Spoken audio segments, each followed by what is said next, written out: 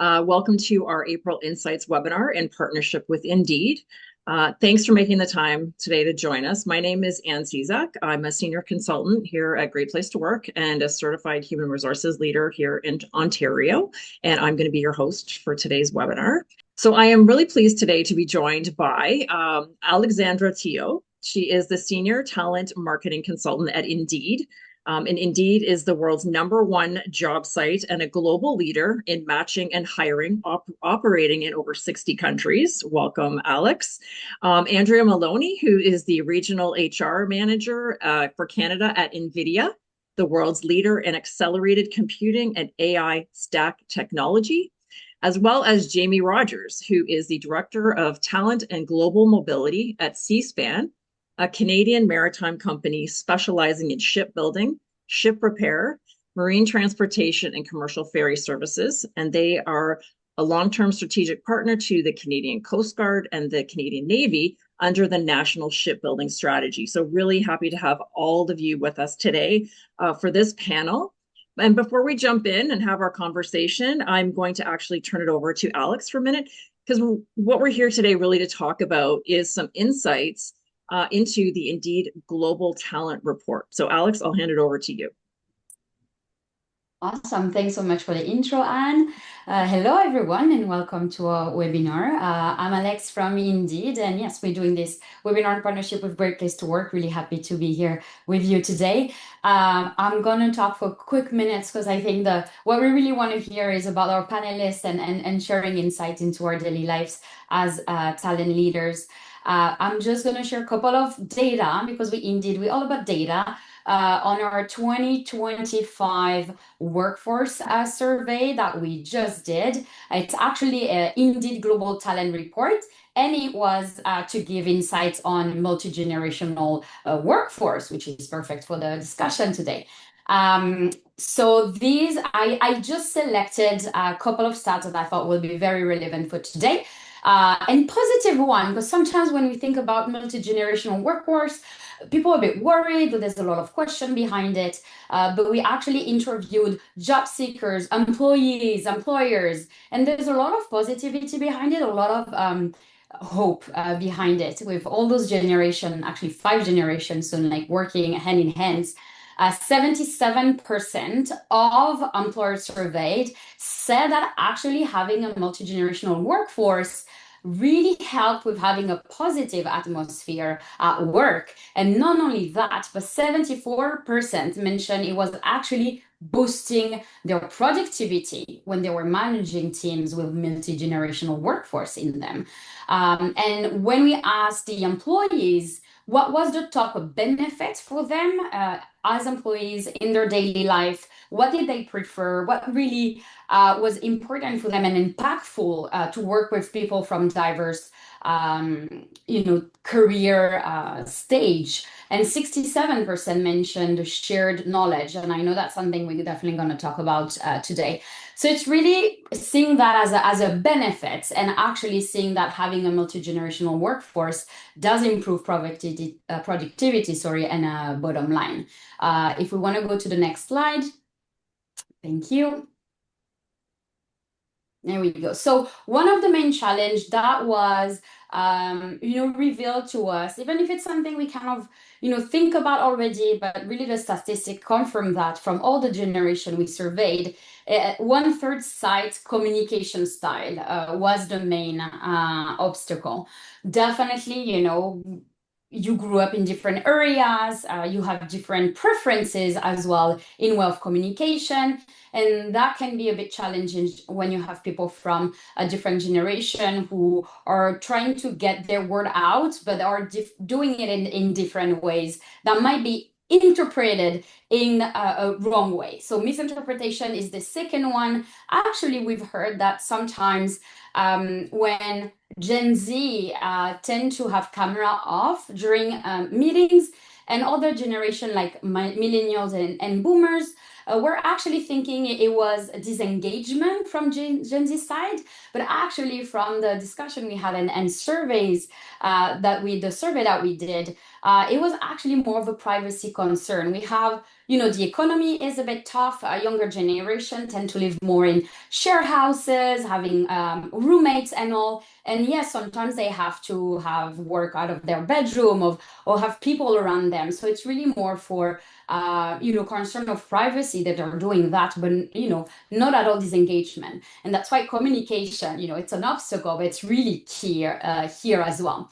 And from a solution standpoint, I'm just sorry if you can just take 1 second on the previous slide. Solution we've heard, and I know Andrea and Jamie have great example to share with us today. What we've heard was quite efficient to make everyone work well together and share knowledge was the mentorship programs and ERGs, for examples. You can now go to the last slide. And so the best ways we've heard to really turn that age diversity into an advantage from a side of like talent acquisition was a skills first hiring mindset. Especially when we looked at younger generation, it's much harder for them to find their first employment right now. So opening up a little bit your mindset and looking at have they done any community work, side gigs, caregiving, and the reason behind it, as mentioned here, is over half of Canadian employers already do this. So, let's jump on the train and let's make sure we're looking outside of, the degree and years of experience. There's much more to it that we could pay attention to. And for a retention standpoint, what we've heard as well that was making a big impact and making people, engage more with all the generation and stay longer is all the INB initiatives and that career growth. It's not just for the younger generation, but millennials, even boomers are looking at, the what's next question. So really making sure that as an employer, you have something for everyone in terms of career growth. I want to leave it to this. It was kind of a quick summary of the report. And I think now we have great questions and I really want to hear from our panelists as well. So let's jump to the conversation, Anne. Excellent. Thank you, Alex. Okay. Let's just jump right into our panelist discussion and talk about some myths. What are some of the myths about generational differences at work? Jamie, I'll start with you. Couple of things that you see or hear from your perspective. Yeah, sure. Thanks, Anne. And I mean, one, it's a topical question because it's come up recently in some of our planning work, and there's the myth around generational differences and how much people value stability and long-term growth within an organization. And I mean, I think in specific cases it can exist there, but if we drill down further, you're getting to the desire for growth. So, seeing what drives different individuals for growing their career and developing, I think is really what we try to focus on, because I think that exists across all levels of someone's career. And so it's just figuring out how you feed that growth in different ways. Okay. So not looking at growth as just specific to maybe early career folks, but it's something that spans all the generations. Yeah, I think everyone's motivated by something, and they're eager to develop and change. Can touch a little later on some of our programs, but there's just different ways on different levels to try to find what works for those people. Awesome. And Andrea, how about you? What are some myths that you've come across? Great question, Anne. Thanks. So I think the idea of the myth of fixed traits based on a generation is, I think, one that's entirely overblown. People are incredibly adaptable. They are incredibly multifaceted. For us to just brand an entire generation with, let's say, for example, the myth of work ethic, I think is entirely unfair. We see different applications based on different types of work experience and life experience in different groups that are born at different times. So I think it's really important to remember that people are adaptable, that, exposing them to new opportunity or new different types of mentorship can entirely change the way that they're reacting in that work environment. Well, I love that expression, fixed traits. Like it's looking at a whole generation of people and assuming they're all going to act that way, right? We hear lots of that, and I really like that expression around fixed traits. And Alex, anything from the research that stood out for you? Yeah, I love the word myth because there's a lot. It's actually what they are. They are myth. Thing that we tend to hear over and over again, like I'm trying to think of like Gen Z, they just want work from home or like that flexibility. I would say millennials, what we hear often is like they need constant feedback and reassurance, and Gen Z that value very like independence above all and all. And that boomers resist change. Again, they're a myth. Sometimes there's a grain of truth. Usually myths start from somewhere. But in reality, when talking about, again, as I said, the job seeker, the candidates, the employees, regardless of age, everyone wants clear expectations, fair pay, growth opportunity, respectful leadership. So there's very common value amongst everyone, and I really think that's something employers needs to keep in mind. There's more thing that rally us that separates us. Absolutely. And something that we talk about at Great Place to Work is it's about being a great place to work for all, right? Where we all come from different lived experience. We're different generations, lots of things that make us unique, but lots of things, to your point, Alex, that bring us together. So now I really want to get into hearing from you about what are some of the unique things that your organizations are doing for Andrea, Jamie.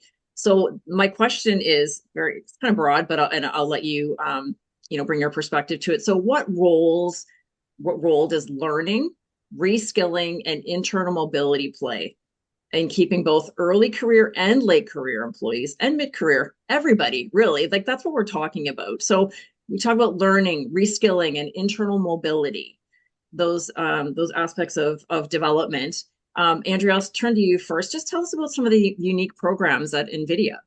Yeah, thanks. So I think it's really important to remember that mobility isn't in one direction only. People often assume that it's upward only.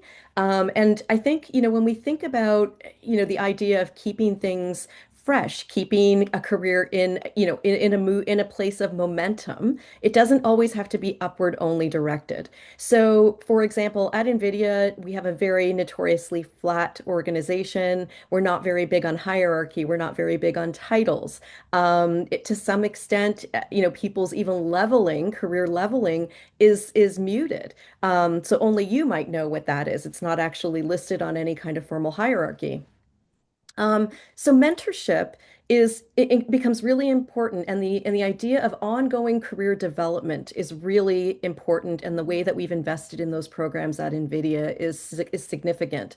That might look like things like professional certifications in any number of areas, including soft skill development through something like Coursera, and LinkedIn Learning. So that's been highly successful, to be able to, acquire professional cert through Yale or the University of Glasgow or any of these other places internationally through a platform like that is incredibly valuable for people at any stage. I can add one stat. I know Jamie, you Yeah. have me didn't say, but something Andrea just said that I was like, oh my God, I have a stat for that. Actually, she mentioned how mobility was not necessarily up, but they say they were quite flat at NVIDIA. And actually, when you ask Gen Z about how they see growth in the company and goals like in their career, there's only 6% of Gen Z who say senior leadership is actually a goal for them. I think that's something that'll be completely different if you ask a boomer or millennial. So I think that's very interesting as we welcome more and more of that generation in companies to think about a more flat and what it means to grow, not necessarily up, but then laterally as well. So wanted to add that. I think it used to be called a lattice. I don't know if we're still using that language or if I'm really dating Yeah, myself, but it used to be called a lattice. Yeah. So Jamie, tell us about Seaspan. Tell us about how you again look at development across all generations. Yeah, it's a great question. And there was a lot of great points both Alex and Andrea was sharing there, especially around, the diversity of the types of programs offered. Um, so at Seaspan, we have some core competencies that we have all employees follow, and two of those are situational adaptability and decision quality. And so we've really tried to infuse those into the various programs that we have, with a strong focus on rotational moves cross-functionally across the business. So we found it really key to get people exposed to, whether it's short-term or long-term, to a variety of other areas. And kind of what Andrew was saying, it doesn't have to be a step up. It can be lateral. It could be down if it's, you're going into a technical environment that you haven't been in before. But then we'll tie that in with some of our programs like our, new grad or emerging leaders or high potential programs, so that they're close enough together. So at the kind of the higher level view, we're looking at it kind of like stepping stones, whether it's technical development or leadership development, that making sure your stepping stones are close enough together so that someone can make that leap within your organization and not have to stumble or fall or look elsewhere to make that next move, depending on whatever they're looking for from a growth perspective, soft skills, technical, just that you have a close enough setup of suite of tools to offer them so that they do have a next step.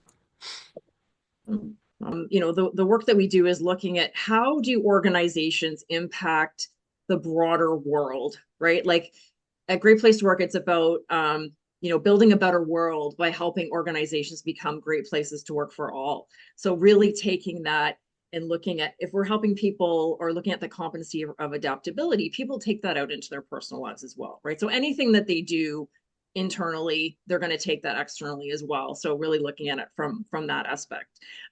Speaking of data and gathering people's needs, that sort of thing, I wanted to shift over and really talk about, because our topic for today is about data-driven strategies that work. So tell us, Jamie, I'll start with you. Tell us about how you gather data to make decisions when it comes to working with a multi-generational workforce. Yeah, and I think this question is great because it ties in very well to what we were just talking about, and how you summarized it there, Anne, around variety, right, in terms of the programming we offer. Well, I feel the same, especially when you are dealing with a multi-generational workforce, is the variety of ways you're approaching and gathering and collecting survey data, just so you fully understand what the full employee population is looking for.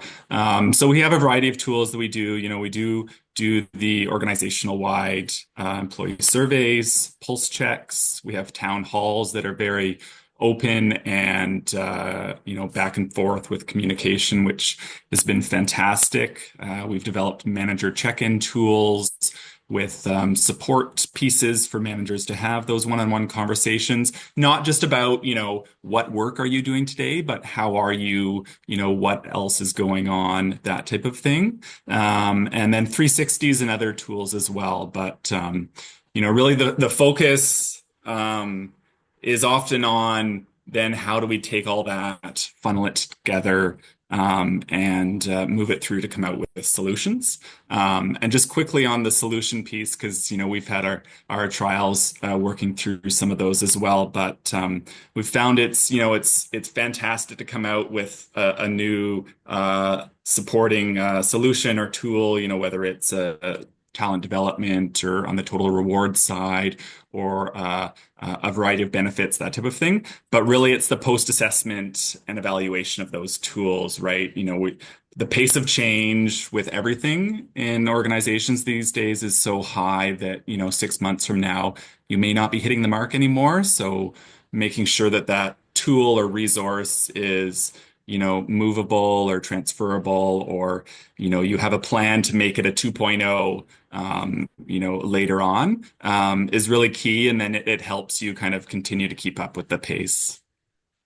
Yeah, I think that's a really, really good point. And as you were talking, I was thinking of things like that are flavor of the month, right? So, for folks who are joining us today, it's that caution around what is the shiny thing that maybe we could implement that would help us with this versus staying the course with the things you've already adopted and that the people are starting to get comfortable with. So maybe it is a 2.0 versus a net new program. So yeah, thanks for sharing that. Alex, did anything come out in the reporting or the data around this topic that you want to share?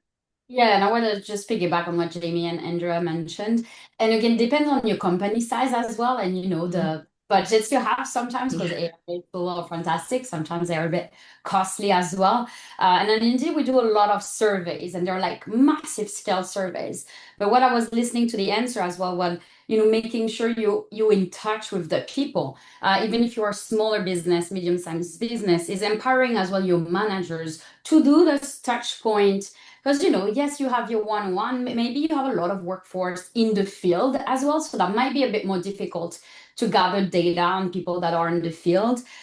So it might be through actually the people you have that you can get that data. So yes, that can be a touch point with your employees, really making sure you're asking the same type of question. And I want to be very clear to avoid any biases, regardless of the generation, regardless of the type of role, the seniority. Ask the same question to your people about their experience, how they feel in their role, if they would like to get into some learning and development program, if there's any, we were talking about upskilling and reskilling, but just making sure again that you ask the same question to everyone. So when you gather that information, even if it's you through your people, you have data to compare. Because I just wanted to mention, because I've seen unfortunately sometimes where it was adapted depending on the generation, and I don't think you can get clear data and comparison if it's not based on the same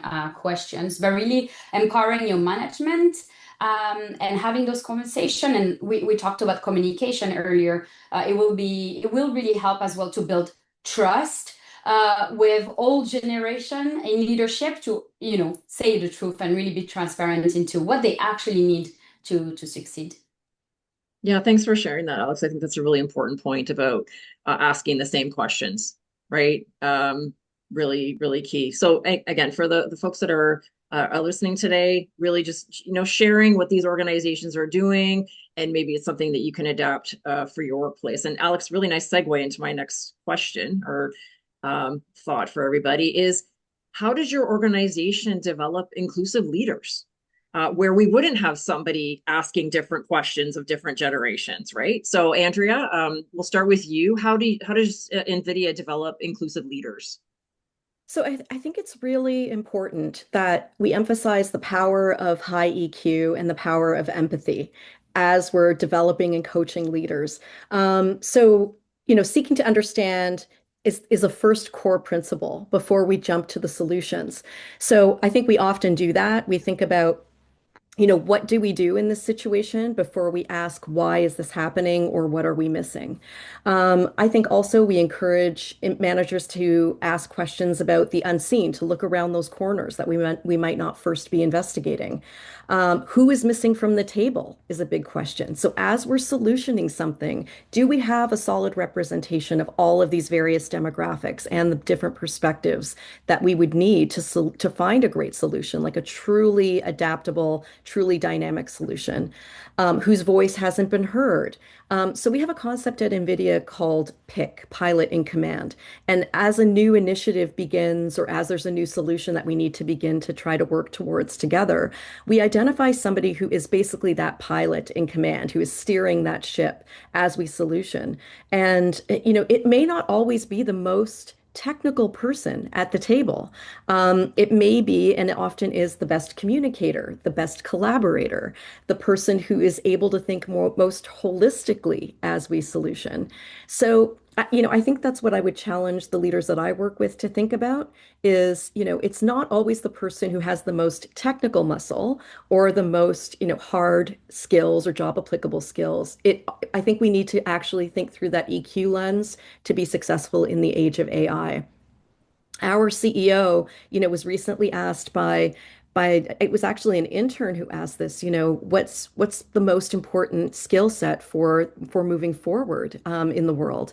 And he said, it's not we're beyond the age of knowledge, given that we're now in the age of AI, any of those answers are at the fingertips of everyone. It's the person who's able to ask the best question. And I thought that was incredibly wise and incredibly helpful. So I think that's the kind of leader that we want. We want somebody who has high EQ, high empathy, and is really able to ask those questions that will get us to the next level. Yeah, it's interesting. I've been hearing more about EQ as well in terms of the skills, the development, and interesting how you develop EQ, right? That's another topic for another day, I think. So Jamie, tell us at Seaspan, how do you develop inclusive leaders? Well, I think Andrea covered it so well, especially with the focus on EQ. And, I think in this day and age with such fast-moving developments, technology, AI, and just what we're fitting into the day, everything seems to be like, okay, you're going to push it to the next level, push to the next level. But when we're coming to the soft skills, which I also believe is the most important, I think we still need to go back to the basics. Not to steal something from my daughter's school, she's in kindergarten this year, but with something that the classes we're working very hard on is full body listening. And so that is being fully present and aware and in the moment. And so that's very hard for a 5-year-old to do. But if we scale that up to adults in a corporate setting, it's still quite difficult. We have a lot of distractions, a lot of different things going on. And so, we've building programs and development training, and it doesn't have to be huge. It can be just, a job aid or something that's just, giving people opportunities to work on, how do I fully listen without trying to prepare my answer to the question before understanding where they're coming from, avoiding any defensiveness or my approach to that. And then I think Andrea touched on it as well, but on the flip side is clear communication. I see this often, especially at leaders level, that they communicate, but they don't communicate the context or the strategy or the larger plan. So then you're trying to pull people along without, joining everyone together with kind of the overall strategy or plan. So, just focusing on the basics, and over time, hopefully people kind of start, improving, but there's such key skills to help with all the other pieces going on. Yeah, I think it's I'm feeling very optimistic if this is what Gen Alpha is being taught or learning about this. It's a full body listening. Is that what it's called? That's right. Yeah, this concept, right? So that this is the next generation coming into the workforce, right? So they're learning this skill. And I think it's, again, this as leaders, like there's the react versus respond, right? And how do we make time to respond versus react? Because like everyone has talked about is this pace, right? And certainly AI, how does that join the mix? Alex, any insights from you from the report? Yeah, I just love what they both mentioned, the EQ and your example of your daughter is fantastic because I was thinking when you said that and I'm like, okay, Gen Alpha, they're already coming. So you start working sometimes you're 14, slowly but surely. They already have their digital nomad. For them, AI will be nothing. We're all learning, a new tool, this is tricky, I need to learn. For them, it'll be just natural. And if on top of that, we just make sure they have that human connection, like understanding each other, like building psychological safety at work, etc., they will be powerful. I mean, that sounds fantastic. Hopefully, a lot of schools do the same than your daughter's school, Jamie. But I think that was really great because to Andrea's point as well, the EQ is really the point, especially when you have technology coming in. Of course, we want to embrace technology, but we need to still think of our people because our people are who we are, our company, they're, who they support. And from the transparency piece that Jamie mentioned, I thought it was great to hear, especially from someone at a leader at Seaspan, because definitely I've seen companies where they do communicate on decisions, but only the leaders know the why. And to his point, it's really hard to have all generation come and be motivated by the idea if they don't understand the why. So again, the transparency and how to make the great leaders is don't change your communication style. Be who you are as a leader, but make sure you are communicating to everyone about what's happening. If think about your performance as a company, etc. You need everyone on board. So just have that mindset of transparency, and also I want to reassure everyone it's okay to fail as well. And it's actually very Gen Z, Boomer, Millennial, everyone really appreciates when leaders are clear, being like, you know what, we tried this, it didn't go as planned. It will try better next time, but don't bury it, under the rug. People really appreciate leaders when they're communicating even about the failure. It actually makes you a better leader at the eyes of absolutely everyone, regardless of which generation they're from in the company. Alex, I don't see any questions yet, so we're gonna keep talking. But as I mentioned, we've got folks in our audience today, and everybody likes to go away from these webinars with a nugget or something that they really feel that they can implement, or really have an opportunity to think about. So Andrea, I'll start with you. Please give one piece of advice to an HR leader, or a leader in general, well, maybe more sort of HR focused, because if we think about sort of who might be stewarding this work, it typically is the people and culture folks, in larger organizations anyway. In smaller organizations, it could be all leaders. Andrea, you mentioned you're fairly flat as well. This is a really long question. What is one piece of advice you would give to a leader, HR leader, managing intergenerational complexity right now? Yeah, I think the most important thing is to recognize that the tapestry that we have at this particular moment in time is an incredible gift and an incredible superpower for the workforces that we're leading and that we're coaching. So when you think about the diversity of that workforce, and we have a chance to seize the best of basically an 80-year arc of history. Wow. So when you think about, and so the scope is incredibly wide. I was doing a little bit of reading this morning, and you think about the events and the culture flashpoints that have occurred for your workforce that you might have right now. We're talking everything from Woodstock to the birth of AI at a single table, which is just incredibly rich. So, I would say instead of thinking, okay, there's all these divisions, how do I meet all the needs of all of these different groups? And that's incredibly challenging. I think we need to blow the doors wide open. We need to invite everybody to the table that we can, ensure that there's wide representation in every conversation and in every solution that needs to be met. So leverage that, ask questions, engage conversations. I really liked what Jamie said about ensuring that communication is at the core. I think that's the one thing that's going to link and serve in every aspect of this. Everyone has so much to give. There's a great book called Gentelligence that I wanted to refer to the audience today.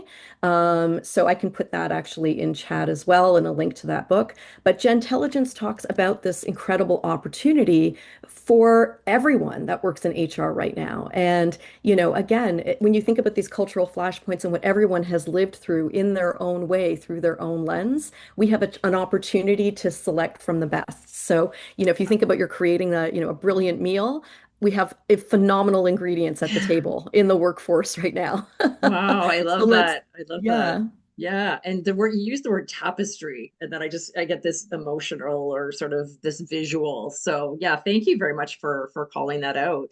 And Jamie, how about you? What's some advice that you would give?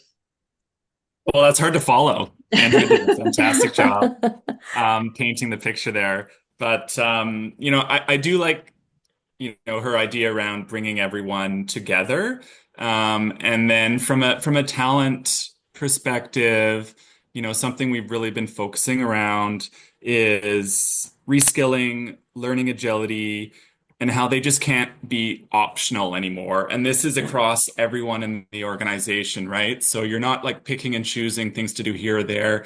but it's keeping, the learning agility and how do you reskill what you're doing, next year? How do you keep that in mind, regardless of level or position across the organization? And just the more things that you infuse that into, the less fear and uncertainty and anxiety that can come from, those types of things in some employees, they'll lessen, right, as you expose them to it. So better starting now, because I think it'll be so important with how much change is occurring. Oh, Jamie, that's such a great, I love that. I love that so much. We're emphasizing that all the time too. This Yeah. adaptability, agility is such a core word for everybody, for each, whatever generation you happen to fall into and you find yourself in the workforce. That was an awesome answer. I completely agree. Yeah. We've got a couple minutes left, and I really wanted to give Alex the last word, just around the report. If there's anything, that you wanted the audience to take away today, Sure, I want to check before if we there's close out. questions, Yeah. maybe. I don't know if there was a Q&A you mentioned at the beginning. I Yeah, want I to don't just see, I don't 10 see any. Nope. seconds. I don't know if, yeah, people knew there's a, folks, there's a Q&A Yep. section. Whenever you have questions for Jamie, Andrea, Safo, and please, we're almost at the end, so we want to make sure we can cover if we haven't missed anything. I know Ethan, I think, was checking Yep. the chat as well. Yeah. Yeah. Okay. Did we get, I know we had a poll. Did we get some numbers from that We poll? actually, there was so much to talk about. I didn't do the Okay, that's polls fair. today. That's I okay. just thought that let's, let's really dig into this, because I thought we had a lot to share, which we clearly did. So yeah, Alex, any last sort of thoughts around the Yeah. report and Yeah. takeaways? No, honestly, it's really what Jamie and Andrea, and that's why I love those webinars, because I have the report, they're all about data, but then when people actually talk about it, everything is linked. So I just know the data just supports everything they said. Even the data I presented at the beginning is just really, what came along at the end. So to Jamie's and Andrea's point, it's kind of like, let's not build a workplace for generations. It's for stages of careers, and I don't think it's, oh, because this person is at that age, they should be there. What do they want? How they're looking at their own future. People have very different perspective in life. And I think companies will get, in terms of retention as well, if they're more open-minded about that we talked about, like not level up and lateral move, just really being more open, regardless again of the generation, being open-minded around that. And the EQ, I think it's something, to your point, you said it could be a totally, another 45 minutes webinar. I think that's something that we really should pay attention to. What you both shared, Jamie and Andrea, with your examples, is really telling us that it's going to become not a buzzword, but really something we need to pay attention to. So yeah, thinking of your company, think of your people in terms of career stage, and not just generation, and make sure internal mobility and reskilling are the default. Boomers will need reskilling for different things now that AI is here, but the Gen Z could really, really help them, with those projects. So maybe, mix everyone. I think everyone has a lot to learn from different generations. So just look at their employees for their skills and not, which generation they're from. Andrea, you said it super well, like everybody has so much to give. And I think there's a lot of assumption right now in the workplace. So let's, let's treat everyone as equal. Let's just make sure we listen to our employees, their own expectations and where they want to see themselves progress. There's place for everyone in the company, and if leaders are able to hear from that, I think retention and performance will see tremendous positive impact from it. Actually, I'm going to give, I just thought the report, if people love data, it's a free report. I'm just going to put it in the chat. Awesome. If people want to download it, it's just going to reinforce that. And we also know sometimes people need data to get buy-in from leadership. So there you have it, at least. Yeah. And yeah, I just want to thank everybody so much for today as well. I am a Gen X. I have Gen Z children. So this is an interesting conversation that we have as well about just styles that are just entering the workforce. What's that going to look like? what can they expect. So again, really, really appreciate your insights today, all the great work that you're doing in your organizations. For everybody who stayed on with us today, thank you so much. Hope you took something away from it today.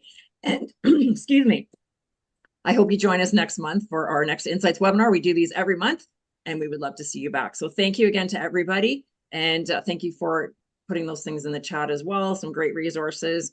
And have a great rest of your day, everybody. Thanks a lot. Great. Thanks, everybody. Take care. All back now. Bye.